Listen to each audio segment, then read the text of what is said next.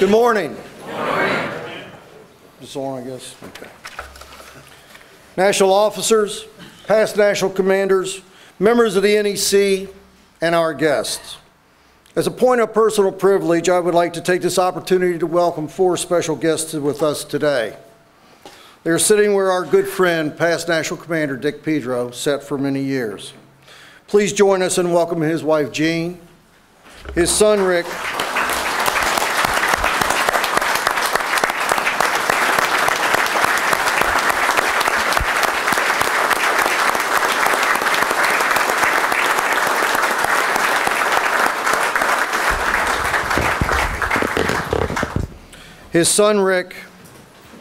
his daughter Debbie, and his granddaughter Nicole.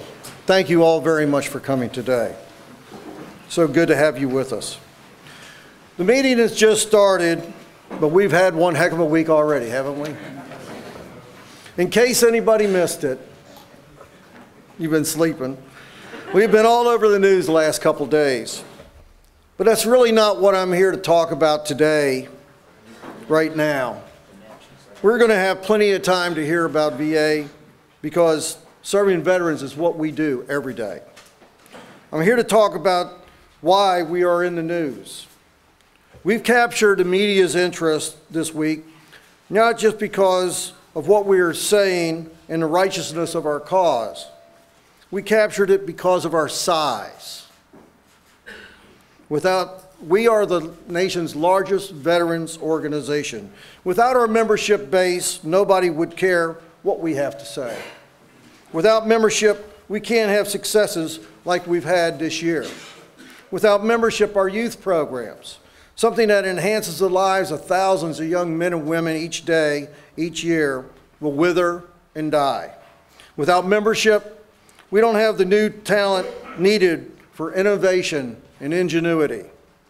We wouldn't be able to develop smartphone applications for veterans to obtain benefits, organize town halls for people to discuss issues that they may have with the VA, or form committees to examine the best treatments for traumatic brain injury and post-traumatic stress. The bottom line is without membership, there would be no American Legion, and America would be much worse off. Therefore, it is up to us, the leadership of this great organization, and every single person listed in this book. Everybody know what this book is? National officers, department officers, and national commissions and chairmen. To do everything we can do to renew those that haven't renewed, bring back those that have lapsed, and ask those who have never been a member to join our great organization. To start this ball rolling, I've asked your staff to do some research for you. Right now, and I'd like the staff to pass out to each member of the NEC a piece of paper that has 4 names on it. These are 4 people in your department that have not yet renewed. Before we convene tomorrow, I want each of you to call these 4 people and report back to me on the same sheet of paper the results of your call. Furthermore, I'm going to ask each of you and every person in the book to call at least 1 person every single week from now until National Convention. And I'm going to ask you because you all are the ones that put those names in for those individuals to serve on these committees and commissions. So I'm asking you to make sure, and they will receive a letter, and you'll get a copy of the letter also, and it has instructions on it, how to respond back to the national organization each week. If you want to call 16 in 1 week, that's fine. But everyone will make those phone calls and they will respond back to the national organization. It could actually have an impact on who's going to be in the book next year.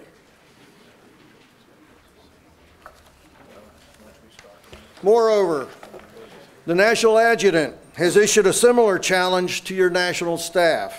All assistant directors and above will be making their own phone calls each week. We can't continue We need to do this. We have to do this, because if we don't do it ourselves, we can't expect anyone else to do it for us. It's a small individual effort that will make a very large difference. As leaders in this organization, membership is responsibility of everybody in this room. I encourage you to take advantage of all the resources we have available to get the job done. Each week, every week, you'll find different articles in our news clips about local posts, districts, or departments stating that the American Legion is dying. While that may be the case in some communities, it underestimates and undermines the strength of our organization. Did you know that there are more American Legion posts in the United States than there are Starbucks? Did you know that there are more American Legion posts in this country than there are McDonald's? Those are some interesting facts. Just on a table outside this room are stacks of the new American Legion Membership Public Relations Guide. I encourage each of you to use these. And if you need more, call or email the Media and Communication Division. Younger members are not going to join us out of pity. You have to convince them that the American Legion offers something for them. This booklet contains positive message points and ways to convey that message through the media. And just don't stop with the younger people. Vietnam-era veterans, if you've heard me speak this year in your department, more likely you've heard the story of last summer before I took office. I participated in a revitalization in my district. Signed up 28 new members for my post. 21 of them were Vietnam-era veterans. And the reason they're joining is because they're looking for something to do, and they like our values and what we do for our veterans. So you got to get out and you got to ask. If you asked somebody 30 years ago and they turned you down, go back to them again. One gentleman in Rochester, Minnesota, one morning after a breakfast meeting, walks up to me. I joined 4 months ago. He said I was an Eagle Scout.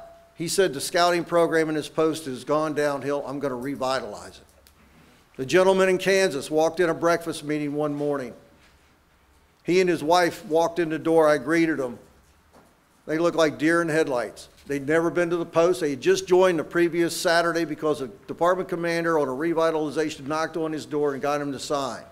He said, I'm here to meet the post commander and see what I can do to help. Plus his wife says, if he doesn't get out of the house, I'm going to kill him.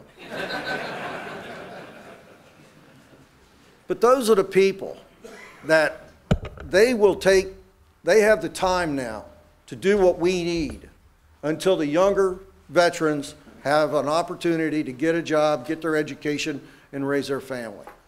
Build it, they will come. Well, we've built it. Over 95 years of great history and traditions, but we need those members. Because you know what you're going to hear in a couple of years, don't you, if we don't? Well, there's going to be another dues increase because we're going downhill. So we can't let that happen. We can't let that happen for the sake of our veterans, for our communities, and especially for our nation. Because we is what's keeping America together today. It's not Congress, believe me. When we met in October, the federal government was in a shutdown that was shameful and completely avoidable. Partisan and politics trumped the patriotism. I wholeheartedly believe that the American Legion played a major role in ending that travesty.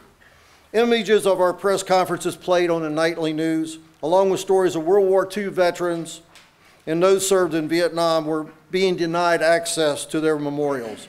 The White House, Congress, and the American people wanted to know what the American Legion had to say about the issue. Today, we have another disgraceful situation that is happening not just in the Phoenix VA Medical Center, but at least a dozen other centers where veterans are not treated in a timely manner. No veteran should die because of inadequate or worse, inaccessible care. The VA has been very slow to respond to our questions and have made it very obvious that they would like all of this negative attention to go away. Yesterday, Verna Jones, our VA&R director, participated in a conference call with the White House. And it's amazing, after 8 months of not having a military coordinator, they announced that they had just put one in place. Isn't that interesting? Well, the American Legion won't go away. We demand answers, accountability, and corrective measures that will make sure that this never happens again. But